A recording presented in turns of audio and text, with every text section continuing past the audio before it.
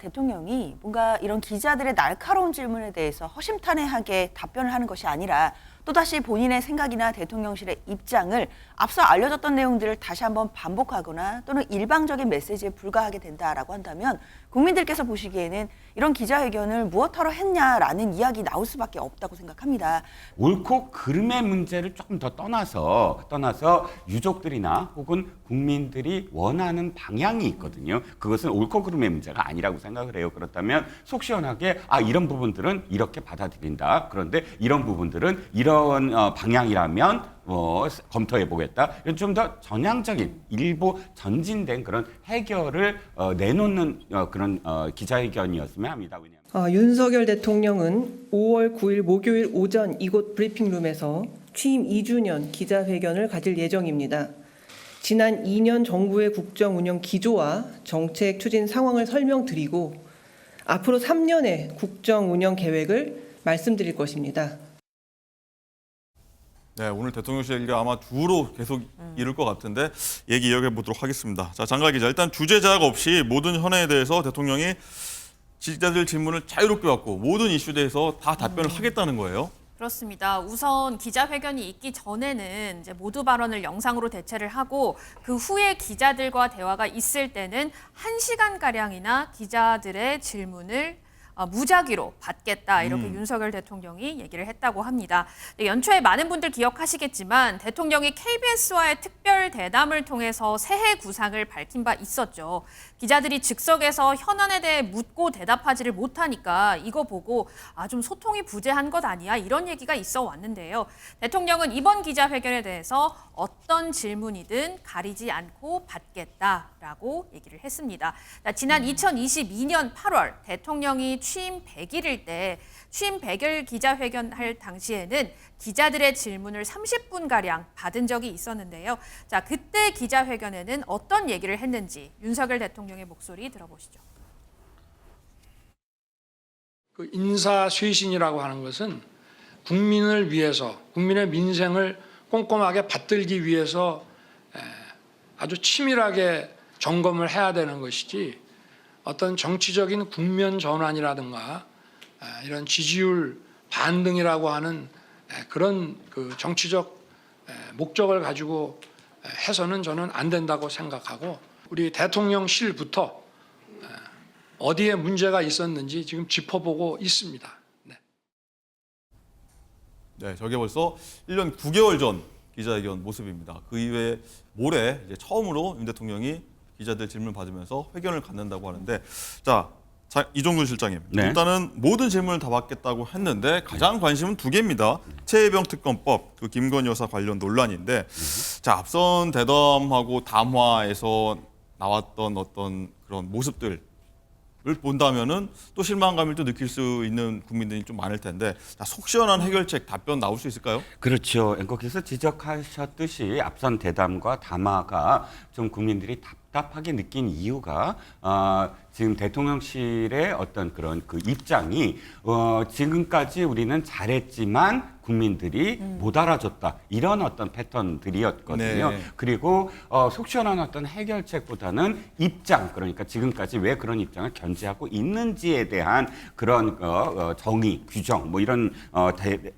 그 담화였기 때문에 일방적인 어떤 그 입장 표명이다 이렇게 좀 여겨지는 부분들이 분명히 있었습니다. 그래서 이번에는 그야말로 어떤 입장은 알겠습니다. 그러니까 옳고 그름도 저는 충분히 대통령이 께서 말씀하신 부분들과 관련해서 제가 동의할 수 있는 부분이 굉장히 많거든요. 그런데 옳고 그름의 문제를 조금 더 떠나서 유족들이나 혹은 국민들이 원하는 방향이 있거든요. 그것은 옳고 그름의 문제가 아니라고 생각을 해요. 그렇다면 속 시원하게 이런 부분들은 이렇게 받아들인다. 그런데 이런 부분들은 이런 방향이라면 검토해보겠다. 이런 좀 더 전향적인 일부 전진된 그런 해결을 내놓는 그런 기자회견이었으면 합니다. 왜냐하면 대통령이라는 자리는 마침점을 찍는 자리이지 여기에 느낌표나 물음표를 찍는 자리가 아니거든요. 아하, 그렇군요. 장인주 부위원장님, 일단은 네. 이 실장님 말씀대로 간다면 어떤 공감대로 올 수 있으나 반대의 경우라면 뭐 예전과 같은 비슷한 케이스라면 역효과가 있지 않을까 이런 좀 의문이 나올 수 있을 것 같아요.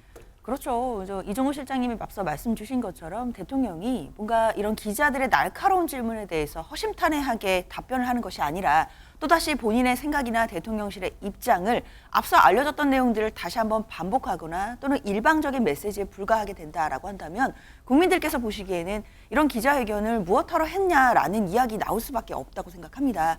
그렇기 때문에 최혜병 특검법과 관련해서는 뭐 원론적인 이야기만 답변을 주실 것이 아니라 아마 제 생각에는 기자들이 나아가서 그 이른바 VIP 경로설이 있거든요. 그러니까 이제 VIP가 경로를 해서 관련된 수사 외압이 있었다라는 의혹들이 분명히 존재하는데 그런 부분에 대해서도 기자들이 질문을 할 수 있다고 생각을 합니다. 그러면 대통령과 직접 관련된 질문이기 때문에요. 이 부분에 대해서만큼은 국민들께 또 허심탄회하게 관련된 일들을 소상히 해명해 주신다고 한다면 국민들 보시기에도 대통령이 소통하고자 하는 자세로 조금은 전환이 되었구나라고 느끼실 수 있다라는 생각은 듭니다. 지난번 KBS 그 단독 그 대담에서도 사실 그때 대통령께서 김건희 여사의 그 명품백 의혹과 관련해서는 박절하지 못해서 받았다라는 취지의 말씀을 하셔서 국민들께서는 좀 고개를 갸웃거리시는 분들 많으셨거든요. 네. 이번만큼은 국민들에게 오히려 박절하지 않게 그 기자들이 질문하고 있지만 그 뒤에는 국민이 계신다는 점을 좀 유념하셔서 정말 더 너그러운 마음으로 박절하지 않은 대답 좀 해주셨으면 좋겠습니다. 네, 박절하지 않는 대답. 자, 이종호 실장님, 일단은 최혜병 특검법 관련해서 어떤 언급이 나올지가 사실 현재로서는 가장 궁금한 대목이기도 한데 일단 윤 대통령이 조건부 수용상을 의사를 좀 밝힐 가능성이 있다, 뭐 아니다 이런 얘기에 좀 굉장히 어제 오늘 사이에 굉장히 많은 말들이 오갔었는데 자 그렇다 아니다라고 뭐 뾰족하게 좀 답을 내놓을 수가 있을까요? 근데 일단 만약에 수용하는 쪽으로 전향적으로 받아들인다면 지난번 특별법의 예를 준용해서 예. 이태원 특별법 말씀이죠. 여야가 협상을 했는데 상당히 양보를 했잖아요. 그런 양보의 정신을 이번 그런 최혜병 특검법에도 가능하다고 보거든요. 이를테면 첫 번째가 그 특검 임명과 관련돼서 지금 특검법에는 이렇게 되어 있습니다. 대통령이 소속된 정당이나 소속됐던 정당을 제외한 교섭단체 이렇게 되어 있거든요.